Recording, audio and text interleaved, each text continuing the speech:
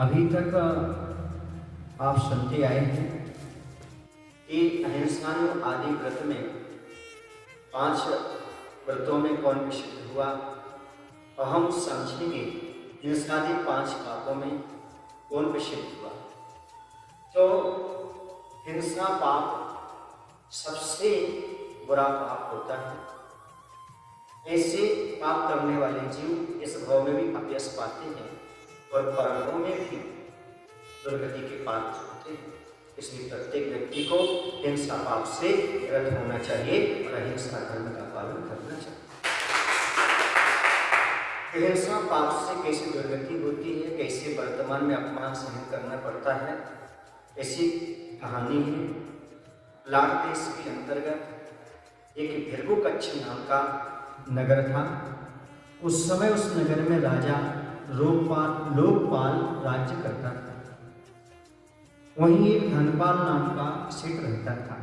उसकी स्त्री का नाम था धनश्री। धनश्री जीव हिंसा से कुछ ही व्रत नहीं थी, अर्थात निरंतर जीव हिंसा में तत्पर रहती थी। उसे कोई भी पाप करने में डर नहीं लगता था।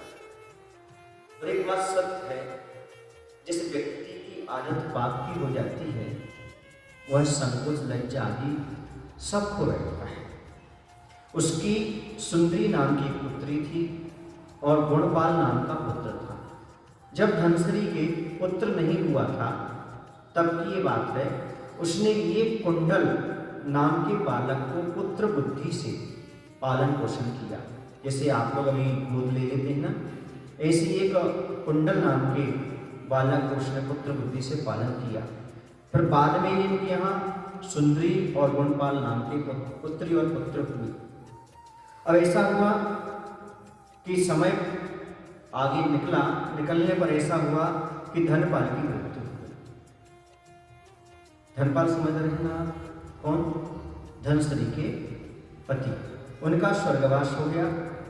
तो धनश्री जो थी वह उस कुंडल नाम की जो एक प्रकार से कहना चाहिए पुत्र बुद्धि से पाला था, गोद लिया था, उसके साथ गलत काम करती थी। और जैसे पति के साथ रहती थी ऐसे उसके साथ रहने लगी। लेकिन कुकर्म कभी छिपता नहीं।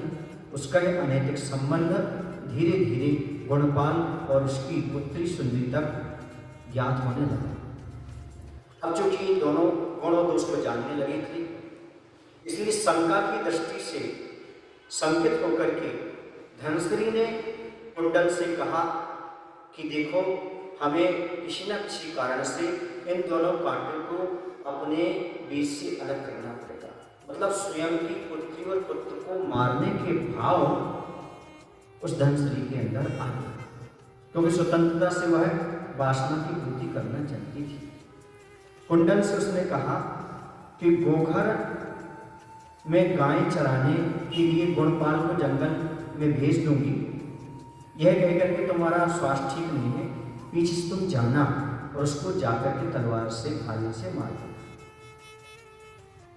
अब ऐसी बात जो कह रही थी वो, और ये भी कह रही थी कि ताकि हम दोनों स्वतंत्रता से पाप कर सकें और हमारी स्वतंत्रता में कोई बाधक ना हो सके, कोई रोक ना सके। इस बात को उसकी बेटी सुंदरी ने सुन लिया। उसने जाकर के अपने भाई से कहा, गुणपाल, माँ के अंदर पाप आ गया है और तुम गोघर में गाय चराने जाओगे, वहाँ तुम्हारे साथ गलत होगा। गुणपाल ने कहा, देखो बहन, आज तो माँ का दुराव हमें समझ में आ रहा है। यदि हम गाय चराने नहीं गए तो दूसरा षड्यंत्र करके वो हमें मार देगी, इसलिए हमें जाना जरूरी है। तुम चिंता मत करो, निश्चिंत रहो, मैं अपना उपाय खोजूंगा। ऐसा कहकर के गुणपाल जंगल में गाय चराने के लिए चला गया। और वहां जाकर उसने क्या किया कि एक ठूंठ वृक्ष को उठाया, उस पर अपने कपड़े या गमछा आदि ढक दिया, ताकि कोई आए और ये समझे कि ये गुणपाल सो रहा है, और वह स्वयं झाड़ियों में छिप गया।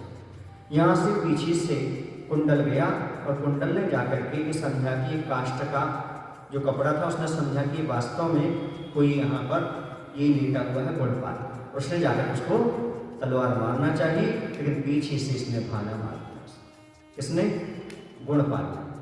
वह मारने गया था गुणपाल को, गुणपाल ने कुंडल को ही मार दिया और जाकर के चुपचाप अपने शाम को घर पहुंच करके वह तलवार या भाला जो कुछ भी था वो रख दिया सामने। उसने पूछा, उसे शंका हुई धनश्री को कि कुंडल आया नहीं है और ये गुणपाल आ गया, क्या बात है? उसे पता था कि माँ ने उसे मारने के लिए भेजा है। उसने पूछा, क्यों गुणपाल, कुंडल नहीं आया? बोली, मुझसे क्या पूछती हो, उस तलवार भाले से पूछो ना। और उसको खून लगा था।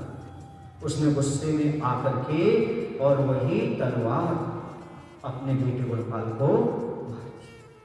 वह मर गया। इतने में सुंदरी ने देख लिया।